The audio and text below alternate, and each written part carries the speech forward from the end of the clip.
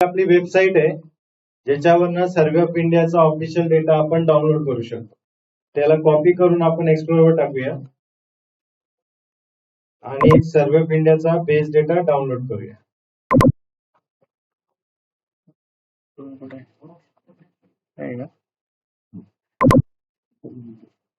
Chrome मध्ये का?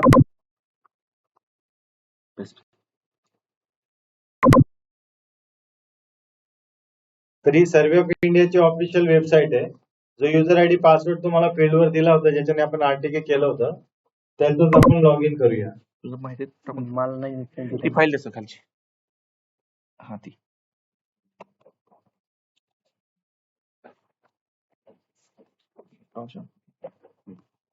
त्याच्यावर डिफॉल्ट लॉग इन आहे त्याच्यावर आपण जाऊया आणि याला एसबीसी लॉग इन करूया.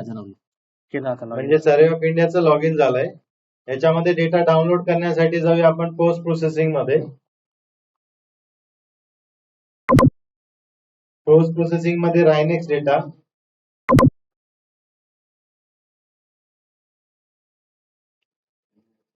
रायनेक्स डेटा मध्ये पालघरच्या जवळचा जो बेस आहे त्याला झूम करून सिलेक्ट करायचं याच्यामध्ये ना. हो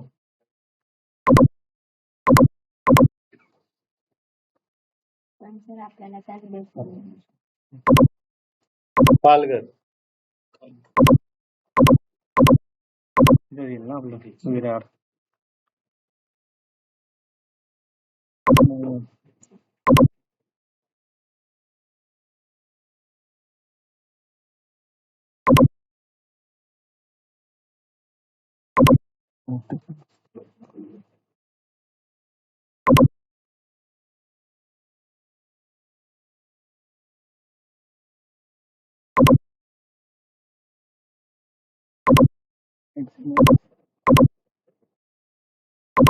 हा दिसतोय का ना.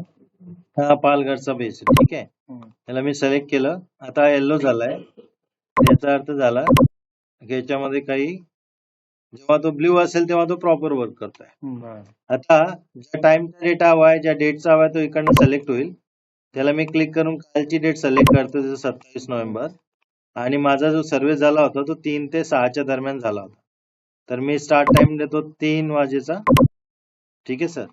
आणि याला हा 2 तासाचा डिफॉल्ट डेटा घेतोय त्याला मी करतो 3 तासाचा. 3 तासाचा टाइम घेतलाय म्हणजे 27 तारखेला 3 वाजेपासून 6 वाजेपर्यंत. आणि याला आपण मर्ज फाईल करूया आणि हा जो DAPR म्हणून पालघरचा बेस याला सिलेक्ट करून मर्ज फाईल करून याला आपण सबमिट करूया. सबमिट केल्यानंतर तो डेटाची पूर्ण डिटेल देईल की या टाइम ड्युरेशनचा डेटा तुम्ही घेत आहात. याला तुम्ही कन्फर्म कराल. कन्फर्म केल्यानंतर तो डेटा इथं प्रोसेस करून तुम्हाला दाखवेल. पूर्ण प्रोसेसिंग झाल्यानंतर तुम्ही त्याला डाउनलोड करू शकता. प्रोसेस झालाय. याला आपण डाउनलोड ऑल करूया आणि याला मी येस केलाय. तर आता डेटा तो डाउनलोड होईल.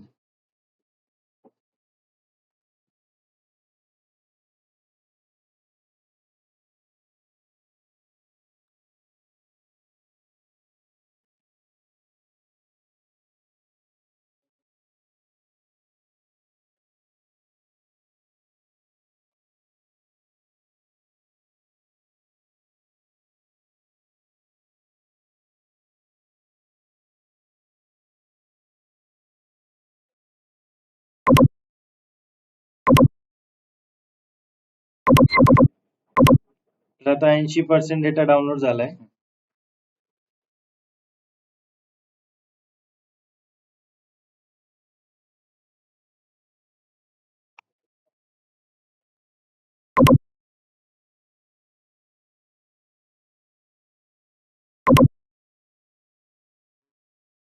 ही फाईल इकडनं डाउनलोड झाली.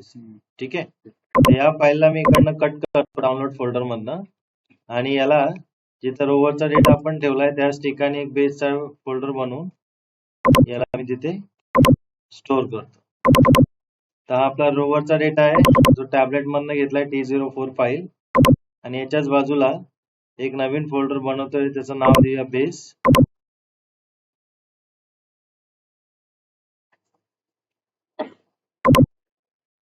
आणि इथे मी माझी बेसची फाईल पेस्ट करतोय. तर आता सर्व ऑफ इंडियाच्या कोर्स बेसचा डेटा पण डाउनलोड झालाय आणि रोवर मध्ये आपण कंट्रोलर मधनं पीपीकेचा डेटा पण डाउनलोड केलाय. तर आता आपण Trimble business centre software open करूया.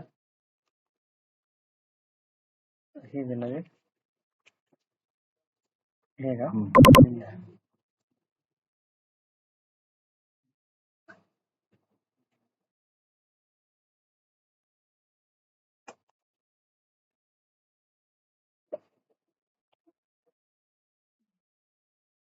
हा ट्रिम्बल बिझनेस सेंटर सॉफ्टवेअर आहे.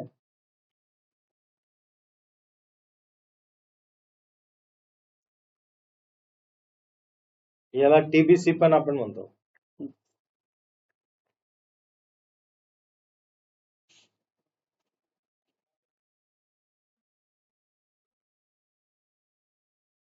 तर टीबीसी सॉफ्टवेअर मध्ये ही विंडो मोठी करूया सर. याच्यामध्ये सुरुवातीला आपण जाऊया न्यू प्रोजेक्ट. याच्यामध्ये युनिट देऊया मॅट्रिक. ओके करूया याला. तर हा प्रोजेक्ट ओपन झालाय. आता याच्यामध्ये बेस आणि रोवरचा डेटा इम्पोर्ट करूया. तर ही विंडो लहान करू. बेसचा जो डेटा आपण डाउनलोड केलाय सर्व ऑफ इंडियाच्या साईट वरनं तो डेटा याच्यामध्ये सिलेक्ट करून ड्रॅग करूया. असं ड्रॅग करून घेऊ ना.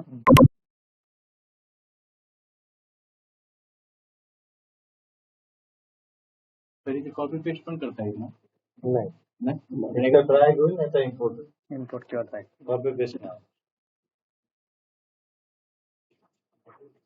त्या होम मध्ये जसं एक्सपोर्टचं ऑप्शन आहे तसं इम्पोर्टचं पण ऑप्शन आहे. तिकडनं पण इम्पोर्ट करता येतं किंवा सोपी पद्धत आहे की तुम्ही सरळ ड्रॅग करून घ्या. Drag and drop.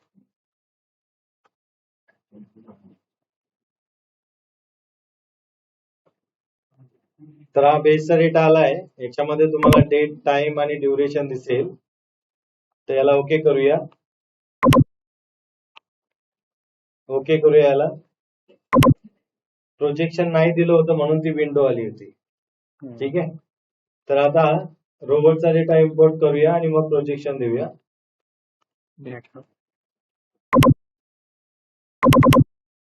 सेम ना. हो. तर रोबोटच्या डेटाला पण आपण ड्रॅग अँड ड्रॉप दिलाय.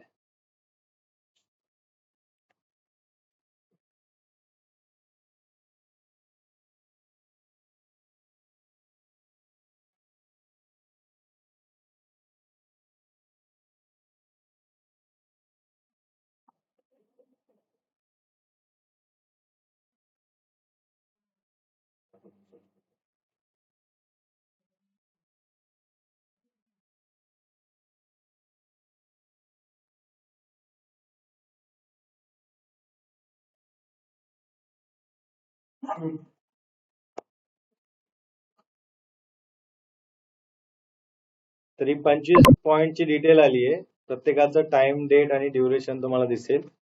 त्याच्यानंतर अँटेना मध्ये जाल तर तुम्ही फील्डवर काय हाईट ठेवली होती ते दिसेल.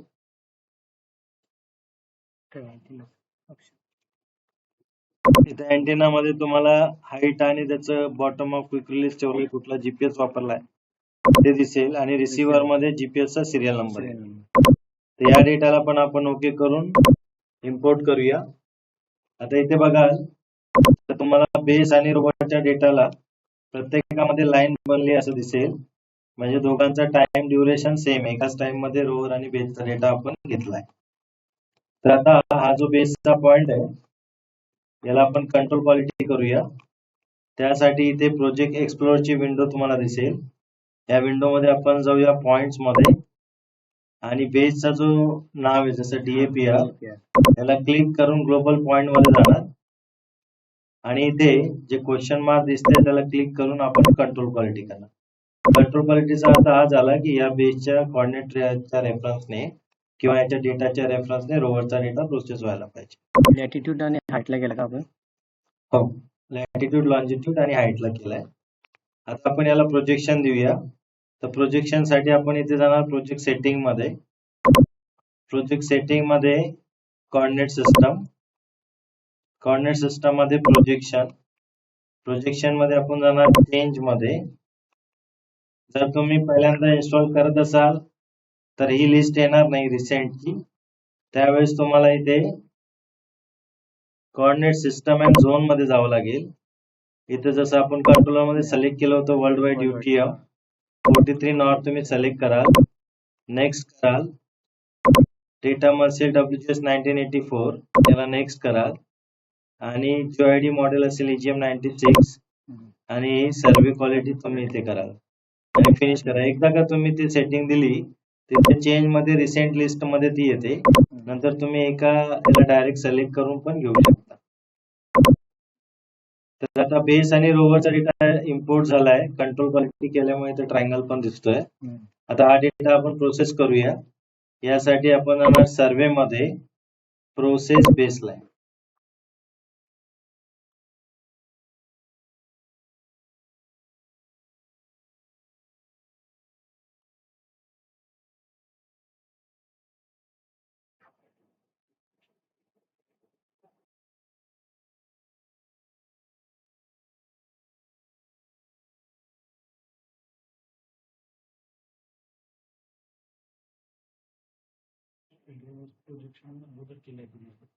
प्रोजेक्शन अगोदर दिलं तर चालेल आणि प्रोसेसिंगच्या अगोदर दिलं डेटा इम्पोर्ट केल्यानंतर तरी चालेल.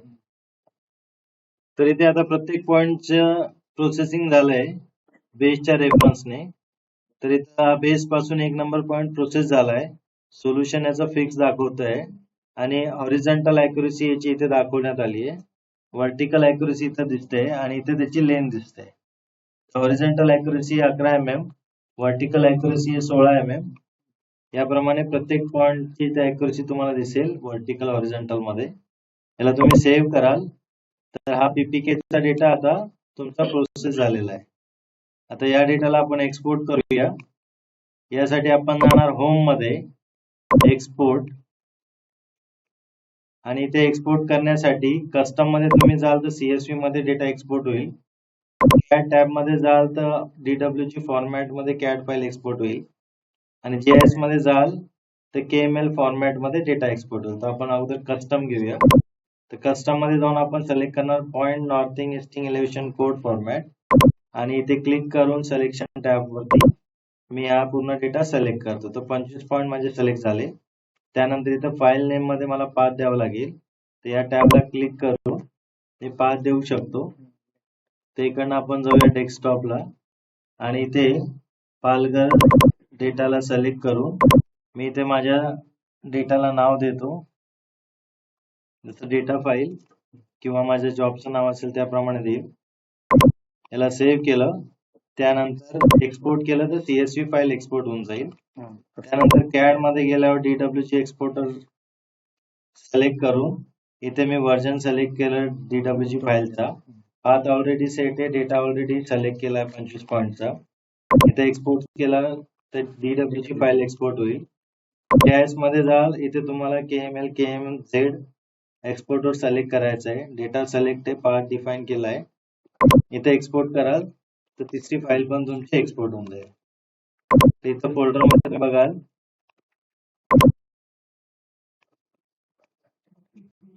तर पालघर डेटा मध्ये या 3 फाईल तुमच्या आलेल्या असणार.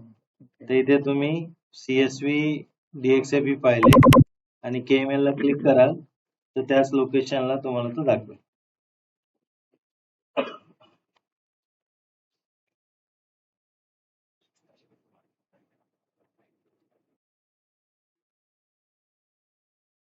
तर या ठिकाणी 25 पॉइंट घेण्यात आले होते ते आपण KML वर पण बघू शकतो. त्याचप्रमाणे जर तुम्हाला पॉइंटची सर्वे रिपोर्ट हवी असेल पण ओपन होईल ना. CAD फाईल ओपन करून बघूया.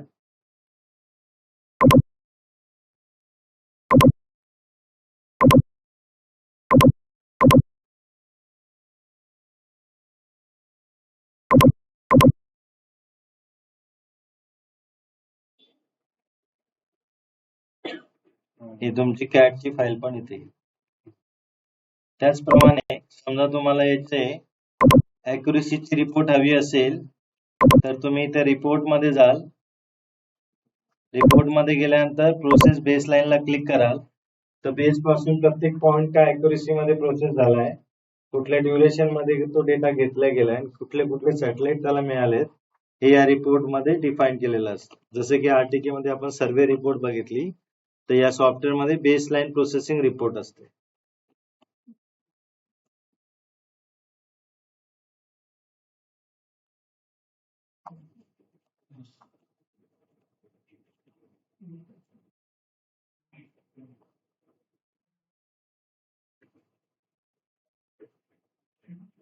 कॅड फाईल घेताना कोणते कमांड वापरले तुम्ही? कॅड कस्टम मध्ये कस्टमच्या खाली कॅड कमांड होती. कस्टमच्या खाली इकडे कॅड होती. कॅड म्हणून कमांड. इथे दिसाल हे शो व्हायला नाही मग ते ऑटो कॅड थांब ना. त्याला क्लिक केलं की ऑटो कॅड नाही ना, लगेच नाही झाली त्यांनी इथे दाबलं ना. तर ही जी बेस लाईन प्रोसेसिंग रिपोर्ट आहे सर, याच्यामध्ये तुम्हाला दाखवत आहे की DAPR बरोबर पहिला पॉइंट प्रोसेस झालेला, सोल्युशन आलंय. त्याची जी हॉरिझॉन्टल अॅक्युरेसी ती 11 mm ची आहे, व्हर्टिकल अॅक्युरेसी 16 mm ची आहे. त्याच्यानंतर इथं हाईट डिफरन्स आणि इथं तुमचा पॉइंट पासून किती अंतर आहे बेसचं ते दाखवत आहे. तर अशी प्रत्येक पॉइंटची अॅक्युरेसी हॉरिझॉन्टल आणि व्हर्टिकल प्रिसिजन मध्ये दिसेल. त्याच्यानंतर तुम्ही पुढे जाल तर जसा 1 नंबरचा पॉइंट आहे त्याची हॉरिझॉन्टल व्हर्टिकल अॅक्युरेसी दिसेल. त्याच्यानंतर स्टार्ट टाइम कुठल्या तारखेचा कुठल्या वेळेला स्टार्ट झाला होता आणि त्याचं ड्युरेशन काय आहे ते खाली दिसेल. त्याच्यानंतर तुमच्या बेसचे पॉइंटचे कॉर्डिनेट दिसेल तुमच्या नॉर्थिंग ईस्टिंग मध्ये आणि लॅटलॉंग मध्ये, आणि 1 नंबरचा प्रोसेस झाल्यानंतरचे जे फायनल कॉर्डिनेट आहे आणि लॅटलॉंग आहे त्याची डिटेल तुम्हाला येईल. त्याच्यानंतर इथे जो बेसचा डेटा आहे त्याचं नाव काय, त्याची हाईट काय दिसेल. रोवरचा डेटा कुठल्या रिसिव्हरनं घेतलाय, त्याचा सिरियल नंबर काय, त्याची हाईट काय ते दिसेल. आणि त्याच्यानंतर सॅटेलाइटची डिटेल दिसेल. तर अशी ही 375 पेजची रिपोर्ट जनरेट झाली आहे तुमच्या 25 पॉइंटची. तर या प्रकारे तुम्ही डेटा एक्सपोर्ट करू शकता, बेसलाईन प्रोसेसिंग रिपोर्ट काढू शकता. आणि याला सेव्ह करायचं असेल तर इकडे सेव्हला क्लिक करून तुम्ही PDF मध्ये जाल आणि याला पाहिजे त्या पाथवर तुम्ही स्टोअर करू शकता. 25 पॉइंटला 375. एक ड्रीम वापरायचा, एक मुलगी काढायची, एका मुलीला किती? एक ड्रीम. रिपोर्टची गरज पडत नाही ना त्याची बाहेर काढायची.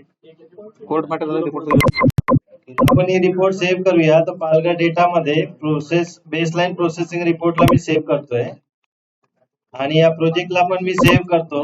याला फाईल मध्ये जाऊया, सेव्ह ॲज मध्ये, आणि डेस्कटॉप मध्ये जिथं माझी प्रोजेक्ट फाईल आहे तिथं आपण याला सेव्ह करूया. त्याला नाव देतो मी डेटा म्हणून आणि याला मी इथे सेव्ह करतो. आपण काय रेंट करू शकत नाही. त्याच्यानंतर या सॉफ्टवेअरला तुम्ही क्लोज करू शकता. घेताना पुढचा पॉईंट घ्यायला पुढे घेऊ बांधावरती ना बांध सरपंच